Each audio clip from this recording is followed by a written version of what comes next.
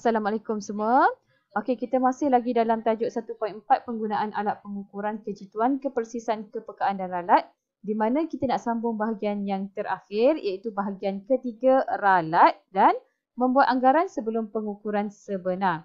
Okey, kita tengok dahulu ralat. Ralat ada dua. Satu ralat sistematik, yang kedua ralat rawak. Ralat sistematik ni adalah ralat yang mana pada sesuatu alat pengukur yang diperoleh setiap kali pengukuran.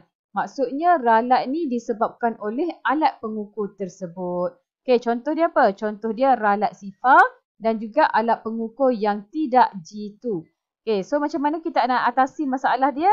Masalah ralat sistematik ni dengan cara mengendalikan eksperimen dengan berhati-hati dan juga mengulangi eksperimen dengan menggunakan alat pengukur yang berbeza. Okey. So kita tengok contoh ini contoh ralat sifar. Skala vernier, angkut vernier bila tak ada objek kita rapatkan rahang dia, sepatutnya kosong pada skala utama selari dengan kosong pada skala vernier. Tapi kita tengok sekarang ni dia tak selari. Maksudnya dia ada ralat sifar. Sama juga dengan tolok skru mikrometer. Okay? Kalau tak ada ralat sepatutnya dia selari. Sekarang ni dia tak sama, dia tak selari. Jadi dia ada ralat sifar. Okay, sama juga dengan bacaan emitter ni kan. Bila tak ada arus sepatutnya anak panah ni menunjuk ke arah sifar ataupun kosong. Tapi sekarang ni dia tak sampai kosong. Maksudnya dia ada ralat sifar. Okey, seterusnya ralat rawak. Ralat rawak adalah ketidakpastian pengukuran yang disebabkan oleh pemerhati semasa membuat pengukuran. Okey, so kalau ralat sistematik tadi disebabkan alat pengukur. Tapi kalau ralat rawak dia disebabkan oleh kita sendiri. Kita yang ambil bacaan ni. Kita sebagai pemerhati. Okay, contoh dia apa? Ralat parallax. Okay, ralat parallax ni kedudukan kita semasa ambil bacaan tu. Okay, tak betul Kemudian kecuaian pemerhati semasa mengambil bacaan dan juga salah teknik. Okay, contohnya nak ambil bacaan voltan tapi pergi pasang secara bersiri. Sepatutnya voltan selari. Jadi salah lah. Okay. Cara untuk mengatasi masalah ralat rawak ni, yang pertama kita kena mengambil bacaan beberapa kali dan mengambil nilai bacaan purata. Yang kedua, kedudukan mata pemerhati mestilah berserenjang dengan skala alat pengukur. Okay, ini contoh dia. Kita nak ambil bacaan panjang pensel ni. Jadi kedudukan mata kita mesti betul-betul berserenjang dengan bacaan tersebut. Tak boleh ambil daripada kiri sikit ke, daripada kanan sikit ke, tak boleh. Okey. Okey, seterusnya. Ini adalah emitter. Okey, emitter ni dia pasang cermin anti parallax. Okey, untuk apa? Untuk mengelakkan berlakunya ralat parallax. Okey, meniskus. Ini air, yang ini merkuri. Untuk air dan merkuri, meniskus dia berbeza. Kalau air meniskus dia ke bawah, dan kalau merkuri meniskus dia ke atas. Untuk ambil bacaan, okey, air kita ambil bacaan yang bawah. Okey, meniskus dia yang kat bawah. Okey, untuk merkuri kita ambil bacaan dia dekat sebelah atas. Okey, itu kedudukan mata yang betul. Okey, macam cikgu cakap tadi lah. Kedudukan mata mesti berserenjang dengan bacaan alat tersebut. Okey, tak boleh ambil daripada atas sikit ke, bawah sikit ke, tak boleh. Mesti betul-betul berserenjang. Okay, ini cara untuk mengelakkan ralat parallax. Okay, seterusnya membuat anggaran sebelum membuat pengukuran sebenar. Okay, katalah kita nak buat ukuran panjang. Nak ukur panjang meja. Okay, kita akan gunakan pensel. Okay, ambil pensel. Okay, kemudian ukur berapa bacaan panjang pensel tersebut. Kemudian, okay, letakkan pada meja. Okay, kita tengok berapa banyak pensel yang diperlukan untuk ukur meja tersebut. Okey. Katalah, sekejap Okay, katalah panjang pensel tadi 5 cm. Okey. Jumlah pensel diperlukan 3 batang. Okey, jadi ukuran panjang meja berapa? Okey, jumlah pensel 3 darab dengan panjang pensel 5. So dapatlah jawapan dia 15 cm.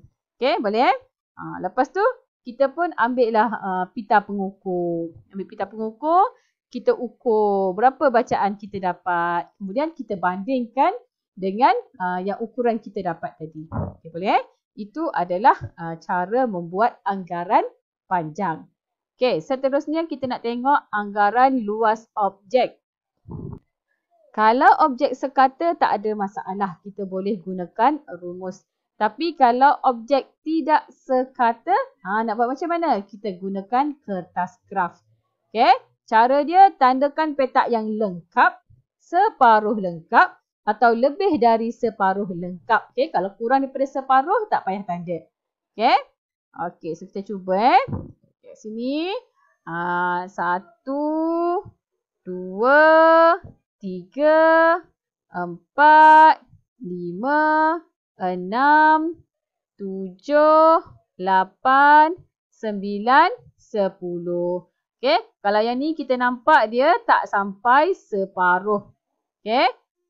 Ini pun sama, tak sampai separuh, tak perlu kita ambil yang betul-betul lengkap ataupun separuh ataupun lebih daripada separuh. Kalau tak sampai separuh tak payah ambil. Okey.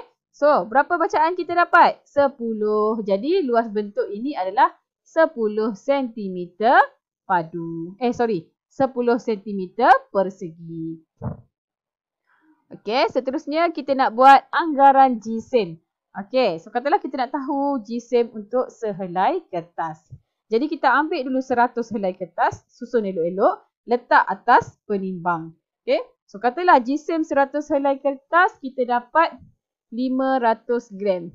Jadi berapa jisim untuk satu helai? Okay, so bahagikan sahaja 500 gram bahagikan dengan 100 helai, kita akan dapatlah setiap sehelai itu 5 gram. Okay, ini anggaran untuk jisim.